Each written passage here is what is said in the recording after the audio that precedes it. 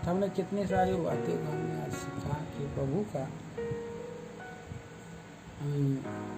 सुसमाचार में उसका 19 अध्याय में हम देखा। पहला विचार, वो कोड़े लगवाए गए किस लिए? हमारे रोगों के लिए। कांटों का मुकुट किस लिए उसको रखा गया? हमारे सिर के गंदे विचारों के लिए। वैजनी वस्त्र किस लिए? उसको ठट्ठा करने के लिए। और थप्पड़ किस लिए मारे?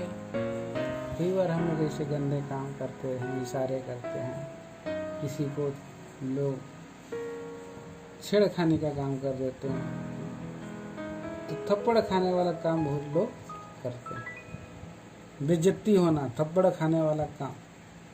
और फिर हम देखते हैं प्रभु यीशु मसीह को बाहर लाए गए 4 पद में, देखो मैं उसे तुम्हारे पास फिर लाता,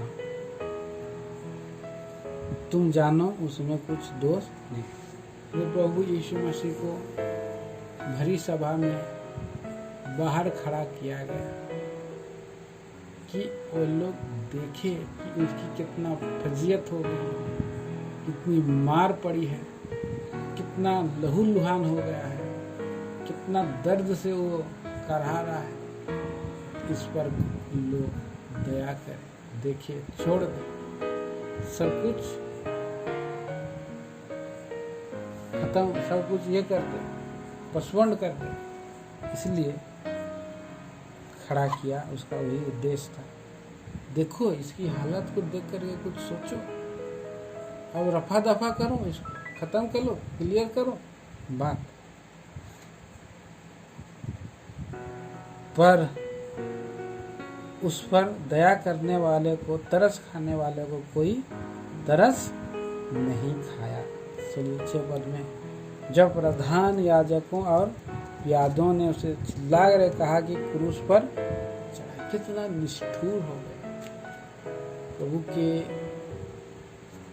हम लोग भी निष्ठुर, हमारा जीवन है, हम लोग भी निष्ठुरता करते हैं, तरस नहीं खाते हैं, हम लोग के पास दया नहीं है। तरस खाने वाले ने तरस खाने वाले को तरस भरी, जिसने तरस भरा जीवन जिया, लेकिन उसको कोई तरस खाने वाला नहीं मिला।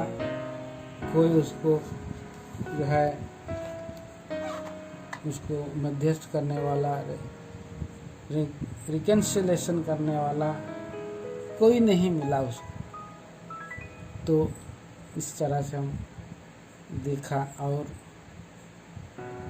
क्रूस पर चढ़ा बोल के उसको दोष लगा। वो भी दुखी हो गया, पिलातुस भी दुखी हो गया कि तुम ही ले जाकर के उसे चढ़ाओ, मैं बिल्कुल इसमें दोष नहीं पाता। वो भी नाराज हो, दुखी हो। यहूदियों ने उसको उत्तर दिया, हाँ, हमारी व्यवस्था के अनुसार मार जाने के योग्य है। क्यों? क्योंकि उसने अपने को परमेश्वर का पुत्र, वो तो है, बनाया हुआ क्या, वो तो है। पौलुस कहता है फिलिप्पी 2 अध्याय का 6 में, परमेश्वर होकर के भी अपने आप को परमेश्वर के योग्य होने की वस्तु ना जाना उसने। अपने आप को जीवन भर उसने क्या किया, तरस खाया लोगों को। कितने लोगों को तरस खाया, तरस खाने वाले में से, और कंगालों को, भूखों को, रोगियों को, मरे हुओं को, सबको तरस खाया, लेकिन कोई तरस नहीं किया, उस पर तरस नहीं किया। अभी हम देखते हैं कि परमेश्वर का पुत्र है, तो भी उसने आपको कभी भी प्रकट नहीं किया। उसने कहा कि मनुष्य का पुत्र को पृथ्वी पर पाप क्षमा करने का भी अधिकार है। इस बात को प्रकट किया। वो अधिकार कौन है?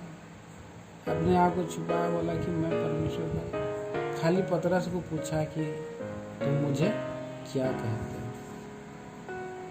तो जीवते परमेश्वर का पुत्र मसीह है। चुप रहो, किसी को मत बोलो प्रभु, क्योंकि इन लोगों के अंदर में अगर पता चल जाएगा सदुकी फरीसी लोग तो पथरुआ करा देंगे, दोष लगा कर। समय से पहले प्रभु को मरवा डालने का कोशिश कर देते, और प्रभु का जो लहू अगर पथरुआ करके बहता था तो हमारा उद्धार होता नहीं होता। क्रूस पर बहे हुए लहू के द्वारा ही उद्धार होने का ये व्यवधान है। क्रूस एक वेदी है जहाँ पर प्रायश्चित है, उस पर छुपा है। तब तक अब छुपाए रहा। लेकिन जब कोई लोग शपथ धरा करे कहा, मैं तुम्हें जीवते परमेश्वर का शपथ धरा करके कहता हूँ कि अगर मसीह है तो कह, तभी उसने जो है एक्सेप्ट किया, क्योंकि परमेश्वर प्रभु यीशु मसीह अपने आपे का इनकार नहीं कर सकता है, परमेश्वर का और शपथ को झुठला नहीं सकता है, और झूठ कभी वो बोल नहीं सकता है। तो है परमेश्वर का पुत्र, और इसी तरह से उसको जो है यहाँ पर, लेकिन वो लोग सोचा कि बेदर्दी मृत्यु देंगे। तो बहुत सी बातें हम देखा यहाँ पर प्रभु यीशु मसीह के बारे में, और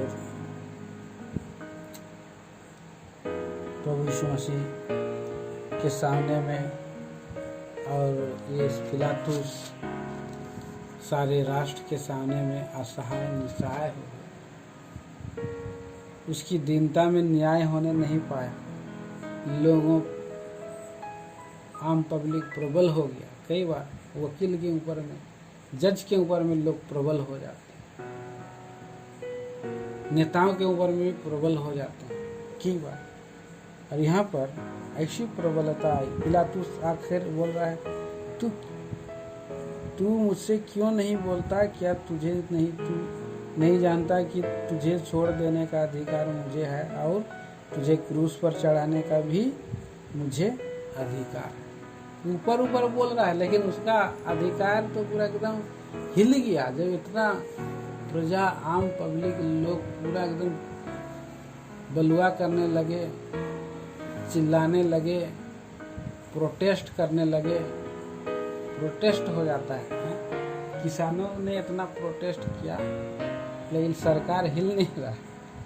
अभी यहाँ पर कितना पिलातुस का हिला दिया, छलनी कर दिया। तो जान रहा है प्रभु यीशु मसीह, मैं क्या बोलूँगा, तो मुझको बचाने के लिए उसके पास सामर्थ्य है ही नहीं, क्योंकि परमेश्वर का ही योजना है ना। परमेश्वर का ही योजना है कि मैं क्रूस पर चढ़ूँ। इसीलिए उसने जवाब दिया 11 पद में, यदि तुझे ऊपर से ना दिया जाता तो तेरा मुझ पर कुछ भी अधिकार ना होता।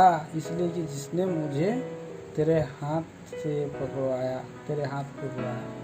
उसका पाप ऊपर से उसको दिया गया था अधिकार।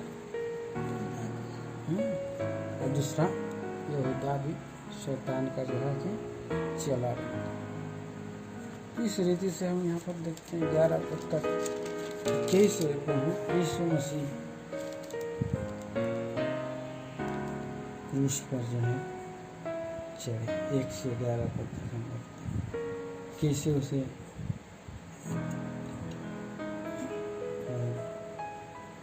लेकर के गए हैं।